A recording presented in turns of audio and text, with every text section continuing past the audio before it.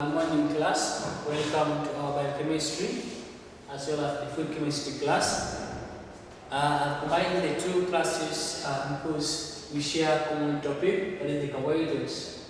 Now we want to look at oligosaccharides and polysaccharides. Remember in our previous class we did look at the classification of the carbohydrates. We did talk about aldoses, ketosis, and also we were able to look at the various groups we find in each of them. Also, we did say that the sugars actually can also be categorized based on the number of carbon atoms that they have. For example, the simplest one we have said that they are grouped based on the 3 carbon atoms, and we were calling them the trioses. An example what we gave there was disaccharide as well as dihydroacetone, and of course also their structures.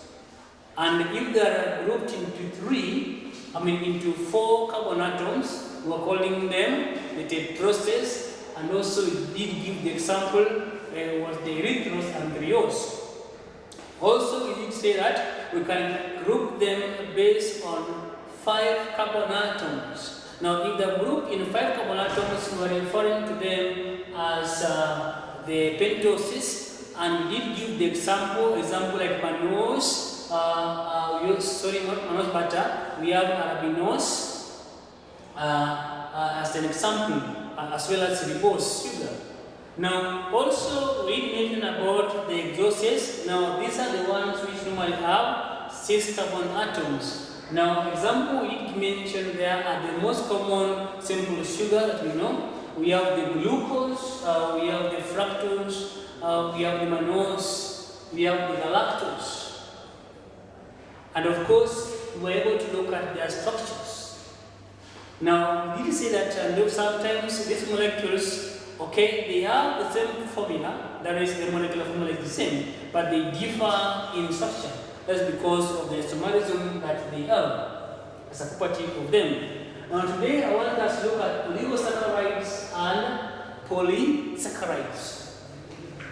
Now let us begin with oligosaccharides.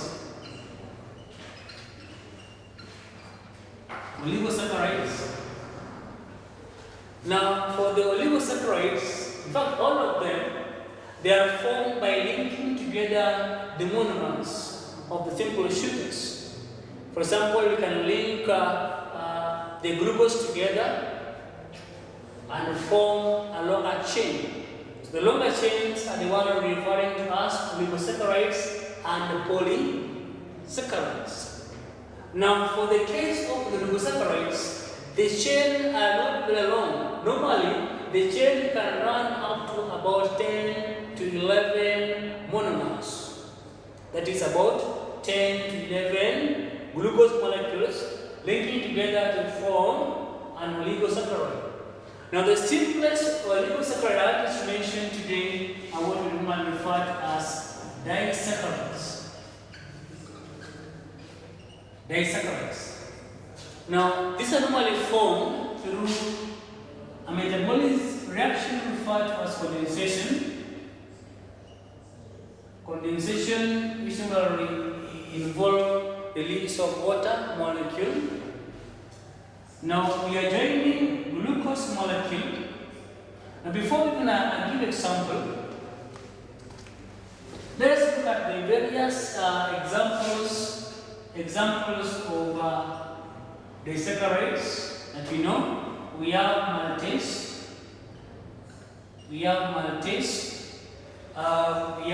also the saccharase. We have also lactase. Of course, these are the most common ones that we can mention. Maltose is formed when we link 2 monomers of the glucose, that one linking together glucose with another glucose. For the saccharose, we are linking the glucose with the fructose. And then for the lactose, the sugar found in the milk, we are linking the galactose and the glucose. Now, I want to take example of the maltose for our case. formation of maltose molecule.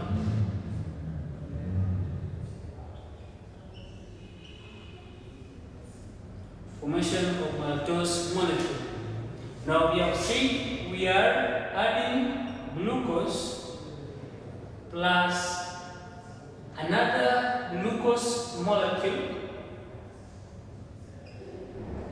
Glucose plus another glucose, we form maltose. The reaction involves the release of water molecule. And also we have said that this reaction is actually reversible. It's a reversible reaction.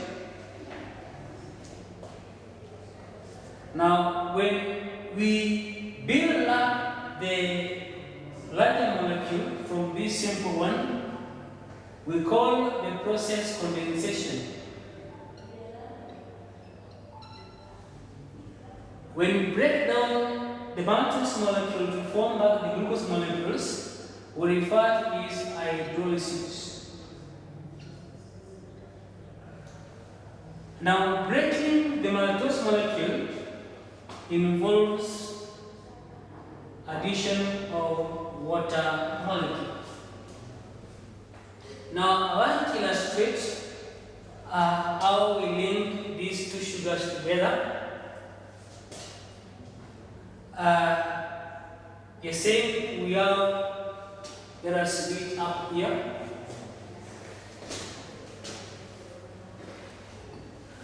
Let us do this at the side. We have glucose molecule. Remember, we are joining them because we did say that the molecules which can take part in the reaction are the ring form ones. And also we say that the glucose molecule,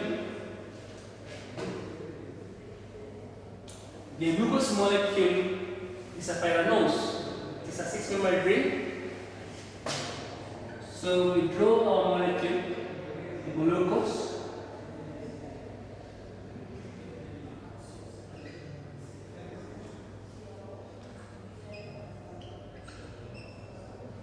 Now this glucose molecule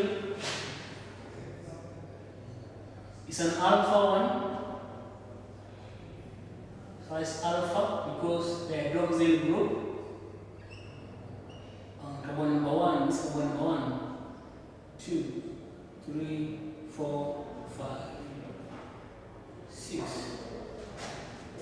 We are adding another glucose molecule. So we just draw the same structure.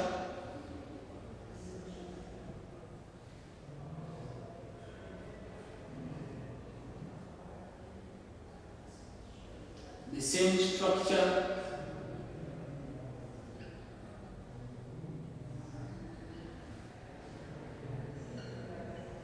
So that you can see how we are linking these two molecules to form a single molecule we are referring to as maltose. Molecules are there. It's a glucose with another glucose. We must indicate the arrows to show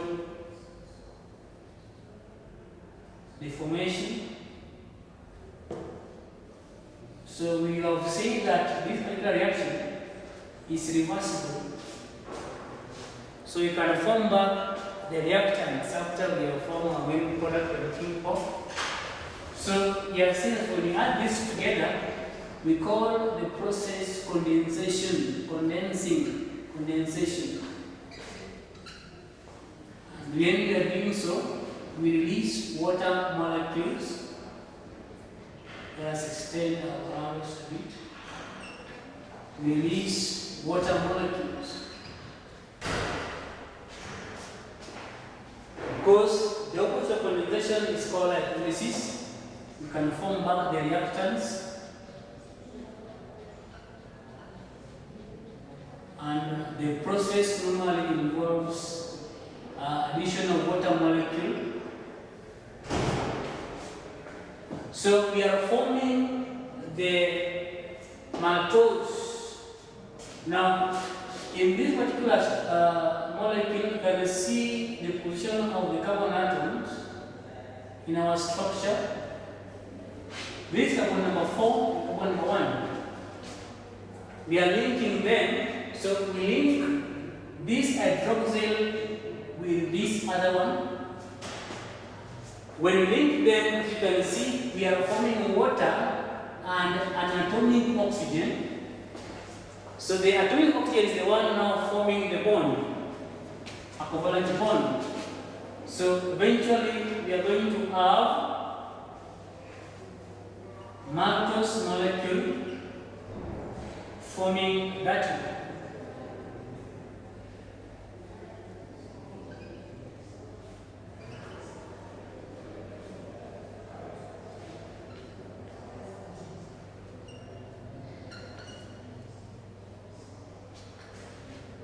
So we are going to see how the bond is forming because we link this and this carbon 1 and carbon 4. So we link carbon 1 and carbon 4 through O-glycosidic bond like that. So hydrogen, hydrogen, and then the other molecule to make our molecules complete.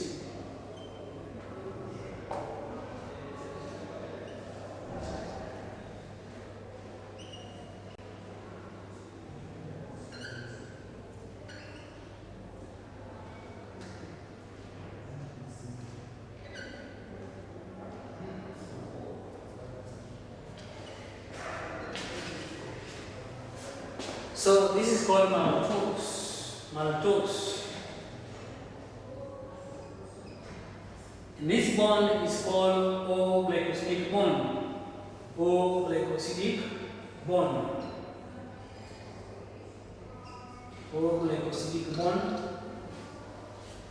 The bond linking the two glucose monomers to form maltose. Now, maltose as a chemical name. Remember, we are adding glucose, that is alpha D glucose, and another alpha D glucose. So we can have a chemical name. The chemical name for our molecule, this maltose, will be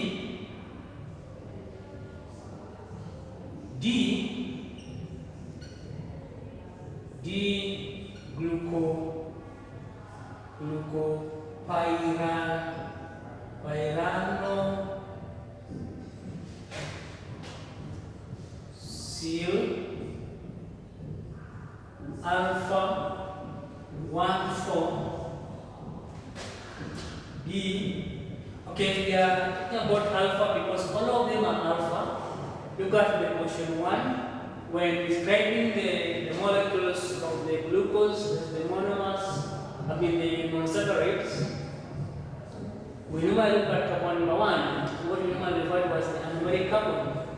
So the anomeric carbon is the one that helps us to identify whether it's alpha or beta. Now, when the hydrogen is normally down, like in this case in carbon number 1, we refer to them as alpha. So we form D-glucopyranosyl. It is pyranosyl because the structure is a pyranose. This is a 6-membered ring. Then alpha 1,4. 1,4 is the carbon number 1 and 4 of this glucose molecule. And then the glucopyranoside. So maltose basically is called chemically is called D-glucopyranosyl alpha 1,4 D-glucopyranoside. That is how we form maltose molecule. Thank you.